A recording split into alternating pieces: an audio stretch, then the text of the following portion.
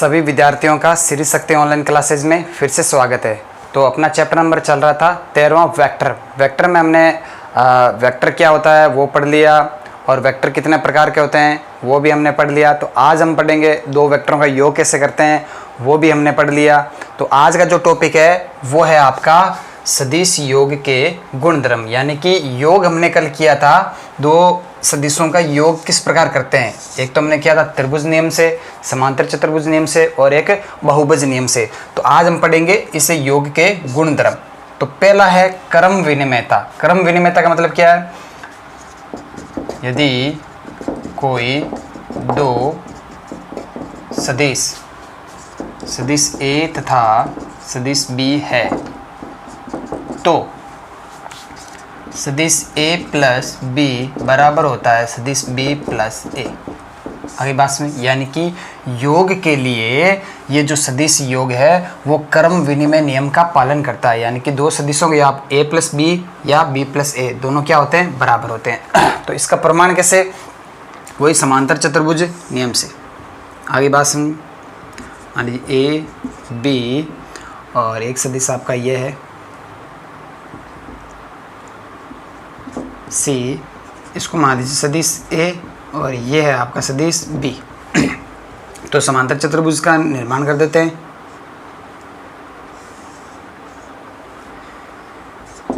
आगे बस अब ध्यान से देखना क्योंकि समांतर चतुर्भुज की आमने सामने की भुजाएं बराबर होती है और आपस में समांतर भी होती है। तो ये जो डी सी सदिश है वो किसके तुल्य होगा? सदिश ए के तुल्य होगा।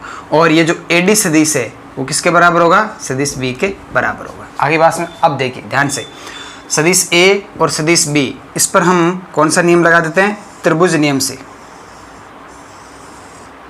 त्रिभुज नियम से ए और बी का जो योगफल होगा, ये देखिए एक ही क्रम में दोनों सदिश है तो ये त्रिभुज की तीसरी भुजा के विपरीत क्रम में होगा। तो ये क्या हो जाएगा? ए प्लस सदिश बी। आगे बात में यही नियम हम किस में लगाएंगे? A D C. इस त्रिभुज में देखिए ये वाला B और A एक ही क्रम में है तो B और A का योगफल त्रिभुज की तीसरी भुजा के विपरीत क्रम में। आगे बात सुने, तो ये क्या हो जाएगा? B plus A। यानी कि ये जो सदिश AC है, सदिश AC वो क्या है? यहाँ से देखेंगे तो A प्लस B भी है और सदिश AC और इस क्रम में देखते हैं तो क्या है? B प्लस A भी है। आगे बात समझे, इसका मतलब क्या हो गया? A प्लस B क्या है? B plus A। यानी कि जो दो सदिशों का जो योग होता है वो क्रम विनिमय नियम का पालन करता है। आगे बात समझे, तो ये है आपका पहला टॉपिक क्रम विनिमयता। चलिए तो अगला टॉपिक देख लेते हैं। दूसरा गुणधर्म क्या है वो देख लीजिए, साहचर्यता। सदिश योग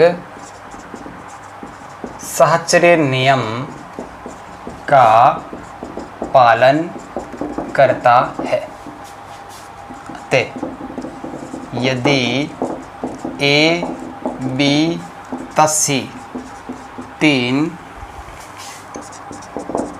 सदिश है तो ए प्लस बी, सदिश ए प्लस सदिश बी प्लस सदिश सी बराबर होगा किसके? सदिश ए प्लस सदिश बी प्लस सदिश सी। ये होता है आपका साहचर्य नियम। तो सदिश योग साहचर्य नियम का भी पालन करता है। अब देखिए कैसे, तो मान लेते हैं ए बी और सी तीन आप सदिश ले लीजिए, तो कौन से बहुभुज नियम लगा दीजिए यहाँ पे। तो देखिए ध्यान से, ये आपने तीन सदिश ले लिए ए बी सी डी। तो ये वाला सदिश मान लीजिए आपका ए है, ये वाला सदिश आपका क्या है? बी, बी सी क्या है? बी, और सी डी आपका क्या है? सी। अब ध्यान से देखना, हम क्या करेंगे? तीनों सदिशों का योग करेंगे। तो योग का नियम बहुभुज में क्या करते हैं? त्रिभुज नियम को ही क्या करते हैं? प्रसार करते हैं। तो ध्यान से देखना, मैं ए से सी को मिला देता हूँ, ए से सी को मिला दिया और डी और बी को मिला दिया। अब ध्यान से देखना, ए बी सी इस त्रिभुज में देखना, सदिश ए और सदिश बी इस त्रिभुज की दो भुजाओं को निरूपित कर रहे हैं, कौन सी, ए बी और बी सी। आगे बात है एक ही क्रम में, तो इन दोनों का जो योग होगा वो तीसरी भुजा के विपरीत क्रम में, यानी ये वाला क्या हो जाएगा आपका सदिश ए प्लस सदिश बी। आगे बात सुन, अब देखिए ध्यान से, ये वाला त्रिभुज देखिए कौन सा, बी सी और डी, बी सी और डी, ये भी एक त्रिभुज बन रहा है और इस त्रिभुज की दो भुजाएं क्रमागत कौन से, सदिश बी और सदिश सी से निरूपित है, एक ही क्रम में है। तो इन सदिश दोनों का बी और सी का जो योगफल होगा वो तीसरी भुजा बी डी इस क्रम में, तो ये क्या हो जाएगा आपका सदिश बी प्लस सदिश सी। आगे बात अब ध्यान से देखना, हमें क्या करना है, ए प्लस बी प्लस सी चाहिए, तो ध्यान से देखना अब कौन सा त्रिभुज, ये सदिश आपका हो गया सदिश ए प्लस सदिश बी और ये हो गया सदिश बी प्लस सदिश सी। अब देखिए ए सी और डी में, देखिए ए सी और डी में, तो ए सी एक सदिश है जो कि किससे निरूपित है, सदिश ए प्लस सदिश बी से, और सी डी एक सदिश है जो किससे निरूपित है, सदिश सी से। आगे बात सुनें, तो ये देखिए त्रिभुज की भुजा AC और CD दो सदिशों को निरूपित कर रही है और एक ही क्रम में, इसका क्रम देखिए एक ही क्रम में है, तो इनका योग जो होगा ये होगा तीसरी भुजा AD विपरीत क्रम में, तो ये क्या हो जाएगा, ये सदिश कौन सा है, इन दोनों का योगफल यानी AB, A plus B plus C किसको निरूपित करेगी, ये AD को निरूपित करेगी। आगे बात सुन, अब ध्यान से देखना, हमने यहाँ पर तो निकाल दिया।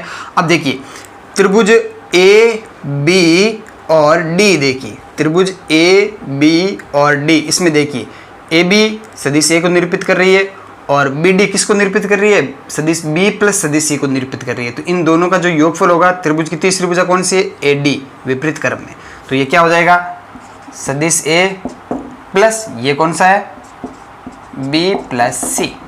इसका मतलब क्या है, ए डी किसको निरूपित कर रहा है, सदिश A D A plus B plus C को, और सदिश ए डी और किसको निरूपित कर रहा है, सदिश ए प्लस बी प्लस सी को भी निरूपित कर रहा है। आगे बात है, इसका मतलब यहाँ से ये सदिश क्या है, ए डी है, तो ए डी ये भी है और ये भी है, तो इसका मतलब क्या हो गया, ए प्लस बी प्लस सी बराबर है किसके, सदिश ए प्लस बी प्लस सी।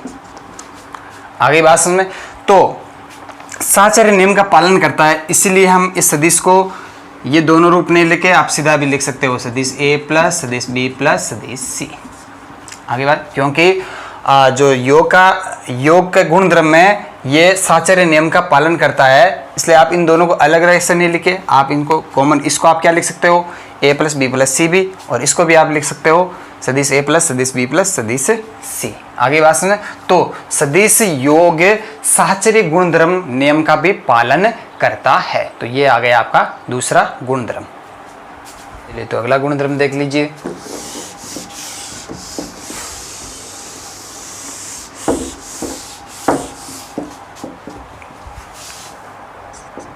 तत्समकता, ध्यान से देखिए, यदि सदिश ए कोई सदिश है तो सदिश ए प्लस शून्य सदिश बराबर शून्य सदिश प्लस सदिश ए बराबर सदिश ए, जहां एक शून्य सदिश है, अतः शून्य सदिश योग के लिए तत्समक सदिश कहलाता है। आगे बात समझें, योग के लिए तत्समक सदिश कौन सा है, शून्य सदिश। आप किसी भी सदिश में शून्य सदिश को ऐड कीजिए, वापस वही सदिश आपका आएगा, तो यह है आपका तत्समकता का गुणधर्म। आगे बात समझ में, तो देखिए, यदि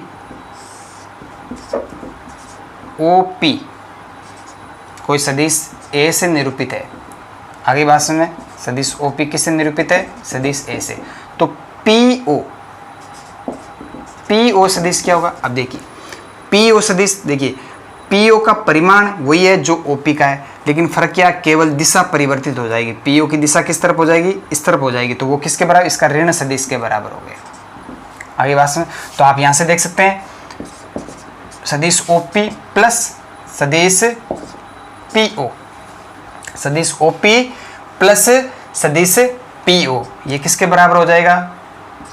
सदिश ओ ओ, यानी कि शून्य सदिश। आगे बात में, इसी क्रम आप सदिश पी ओ प्लस सदिश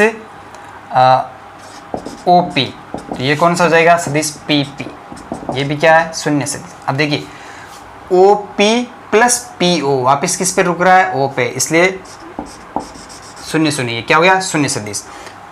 पी ओ ओ पी वापिस किस पे रुक रहा? पी पे, यानी कि सदिश पी पी क्या होगा? ये शून्य सदिश।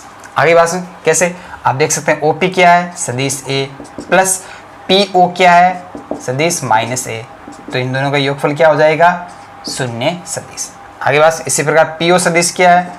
माइनस ए, प्लस ओ पी सदिश क्या है? सदिश ए, इनका योगफल भी क्या हो जाएगा? शून्य सदिश। आगे बात समझे, जहाँ पे पी ओ क्या है? सदिश ओ पी के लिए ऋण सदिश कहलाता है, ये एक दूसरे के क्या है? ऋण सदिश है। तो ये हो गए सदिश योग के गुणधर्म। तो अगला टॉपिक देख लीजिए,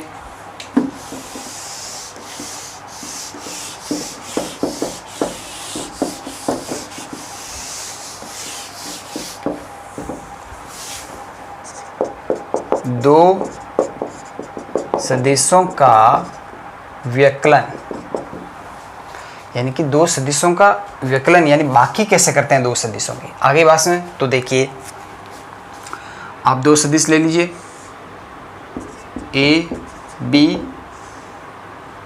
और बी सी, ध्यान से देखना। ए बी इसकी दिशा इस तरफ, ये सदिश ए को निरूपित कर रहा है, और बी सी ये सदिश बी को निरूपित कर रहा है।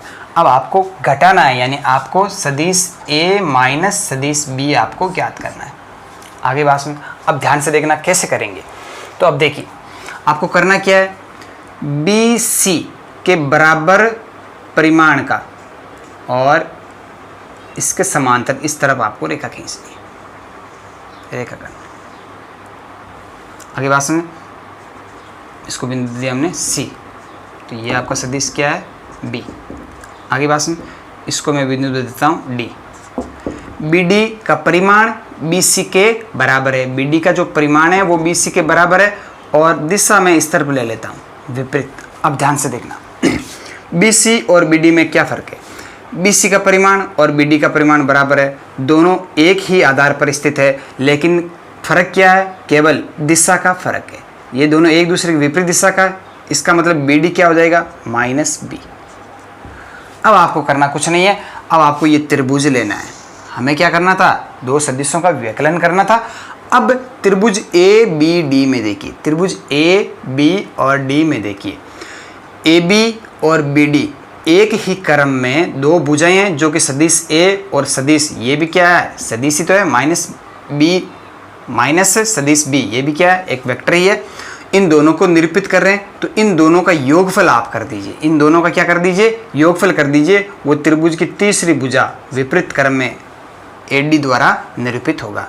तो सदिश ए प्लस सदिश माइनस ए। आगे बात समझ में, तो यहाँ से ए डी बराबर क्या आ रहा है? सदिश ए प्लस सदिश माइनस ए, तो माइनस बाहर आ गया, तो सदिश ए डी बराबर क्या हो जाएगा? सदिश ए माइनस सदिश बी। इस प्रकार आपको क्या करना है? व्यकलन करना है। आगे बात समझ में, बी माइनस ए करना है आपको। अगर क्या करना है? बी माइनस ए करना है कि सदिश बी में से सदिश ए घटाना है, तो आप क्या कीजिए, यही ये बिंदु बी है, यहाँ से आपको क्या करना है? इसके बराबर ए बी के बराबर ये इधर खींच दिया। आगे बात में, इसको नाम दे दिए बी सी डी ई, ई नाम दे दिया। अब आप इसको इससे मिला दीजिए। अब देखिए बी ई का परिमाण ए बी के बराबर है, केवल क्या करना है? आपको दिशा चेंज करनी है, ये दिशा इस तरफ कर दी, विपरीत दिशा हो गई, तो ये सदिश क्या हो गया आपका? माइनस ए। अब आप देखिए एक ही क्रम में है, तो तीसरी भुजा विपरीत क्रम में, तो ये क्या? इनका योग माइनस ए प्लस सदिश बी। आगे बात सुन। अब आपको पता है सदिश योग क्रम विनिमय होता है, तो इसको मैं क्या लिख सकता हूँ, सदिश b प्लस सदिश माइनस a, सदिश b माइनस सदिश a। आगे बात सुन। तो इस प्रकार आपको दो सदिशों का व्यकलन करना है। करना कुछ नहीं है, जो सदिश घटाना है उस सदिश के लिए आप विपरीत क्रम में एक सदिश स्थापित कीजिए जिसकी दिशा क्या हो, विपरीत हो, तो वो इस सदिश का क्या हो जाएगा, ऋण सदिश हो जाएगा। फिर इस त्रिभुज में आपको क्या करना है, त्रिभुज नियम से योग वाला नियम लगा देना है और दो सदिशों का आपको योग करना है। तो ये होता है दो सदिशों का व्यकलन। चलिए तो अगला टॉपिक देख लीजिए।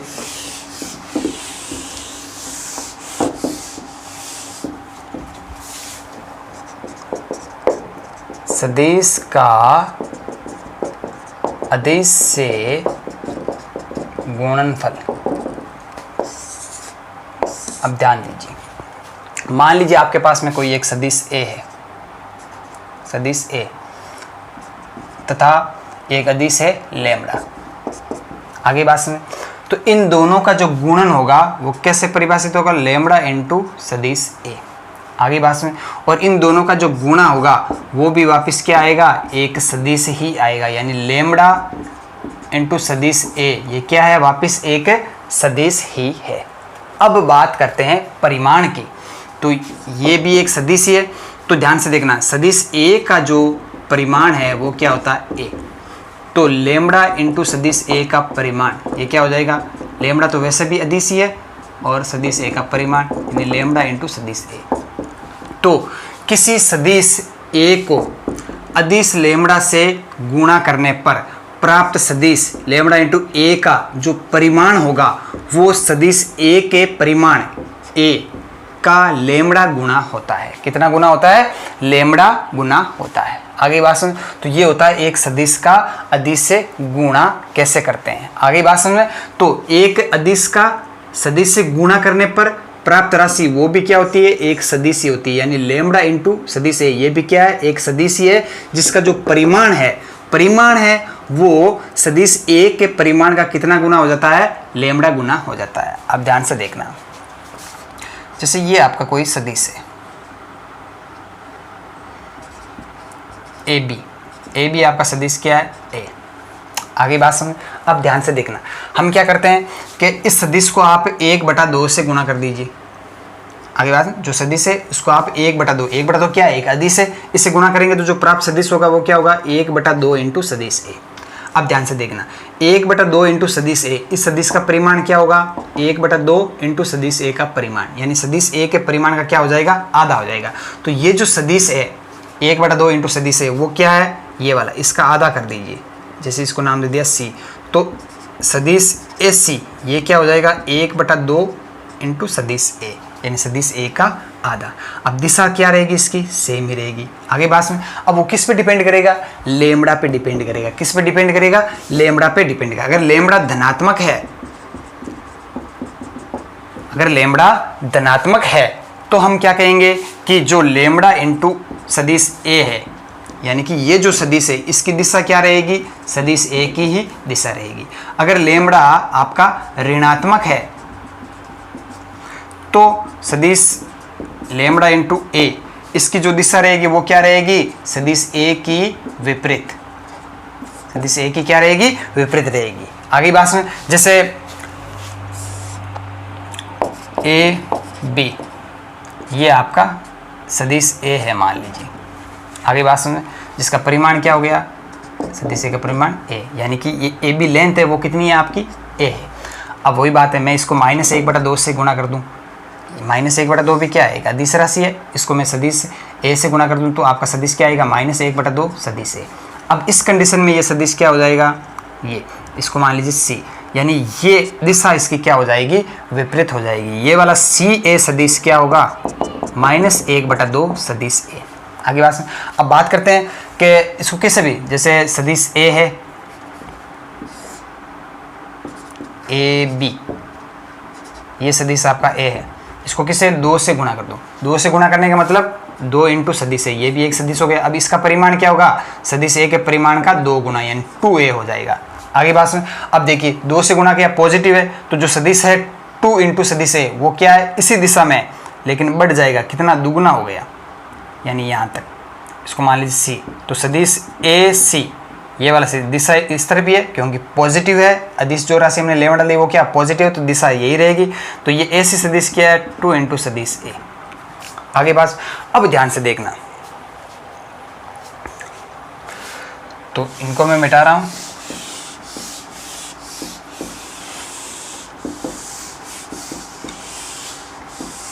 यदि सदिश ए आपका है और लेमड़ा है, यदि मैं लेमड़ा ले लूं 1 अपॉन सदिश ए का परिमाण, यदि मैं लेमड़ा का मान क्या ले लूं 1 अपॉन सदिश, अब सदिश ए का परिमाण क्या होता है 1 अपॉन ए, जो कि क्या है, एक अदिश राशि है। हम यहाँ पे क्या कर रहे हैं, अदिश का सदिश से गुणा करवा रहे हैं, ना कि सदिश का सदिश से गुणा। अदिश राशि यानी कि जिसमें केवल परिमाण होता है, दिशा नहीं होती। आगे बात में, तो 1 अपॉन सदिश ए का परिमाण, सदिश ए का परिमाण क्या होता है ए, यानी 1 अपॉन ए क्या होगी, एक अदिश राशि होगी। लेमड़ा का मान में ये ले रहा हूँ, तो आपके पास में जो सदिश प्राप्त होगा लेमड़ा इंटू सदिश ए, ये क्या प्राप्त होगा, लेमड़ा का मान हमने क्या लिया 1 अपॉन सदिश ए का परिमाण इंटू सदिश ए। अब ध्यान से देखना, ये चीज़ क्या हो गई, सदिश ए बटा सदिश ए का परिमाण। इसका मतलब इसको तो हम क्या बोलते हैं, मात्रक सदिश बोलते हैं। इसका मतलब ये क्या हो गया, सदिश ए की दिशा में मात्रक सदिश हो गया, जिसका परिमाण क्या होता है, इकाई होता है, जिसका परिमाण क्या होता है, इकाई होता है। आगे बात में अब देख लीजिए, ये एक एफ है, इसका परिमाण क्या होगा, सदिश ए बटा, अब सदिश ए का परिमाण तो क्या होता है, ए होता है, तो सदिश ए का परिमाण ए बटा ए क्या रहा 1, यानी कि मात्रक सदिश का परिमाण क्या होता है, हमेशा 1 होता है। तो यदि आप लेमड़ा का मान 1 अपॉन सदिश ए का परिमाण लेते हो, तो लेमड़ा इंटू सदिश ए, लेमड़ा इंटू सदिश ए क्या आएगा, सदिश ए की दिशा में मात्रक सदिश। आगे बात सुन, कहने का मतलब यह है कि दिशा, कोई एक दिशा में जो मात्रक सदिश होता है वो हमेशा क्या रहता है, नियत रहता है। यानी अगर आपने ये दिशा ली, आगे बात में मान लीजिए इस दिशा में मात्रक सदिश क्या है, ए कैप।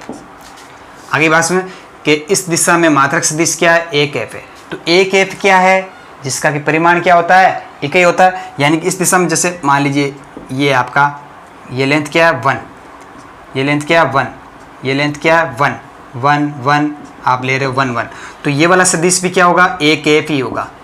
आगे बात में, क्योंकि इसका परिमाण क्या है, ये मान लीजिए A B C D E, तो सदिश ए बी, सदिश ए बी, ध्यान से देखना, लेंथ कितनी है 1, यानी कि इसका परिमाण क्या है 1 है, इसका मतलब सदिश ए बी क्या है, मात्रक सदिश है। और हमने कहा इस दिशा में मात्रक सदिश क्या है, ए कैप। तो एक दिशा में मात्रक सदिश हमेशा क्या रहता है, फिक्स रहता है। इस दिशा में मात्रक सदिश ए कैप है, यानी इस दिशा में पूरी सब जगह मात्रक सदिश क्या रहेगा, ए कैप ही रहेगा। तो सदिश ए बी क्या है, ए कैप, एक मात्रक सदिश है। सदिश बी सी क्या है, ये भी क्या है, ए कैप, यानी कि मात्रक सदिश है। आगे अब बात करते हैं कि ए सी सदिश क्या होगा, ए सी सदिश क्या होगा, ए सी सदिश क्या होगा। अब देखिए परिमाण 1 + 1 कितना हो गया, 2।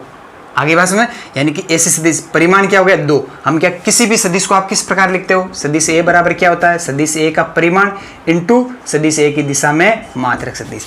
तो ए सी सदिश क्या हो जाएगा, परिमाण क्या है, देखिए ये दूरी 1 है, ये दूरी 1 है, तो 1 + 1 क्या होगी 2, और इस इंटू इसकी दिशा मात्रक सदिश क्या है, ए कैप।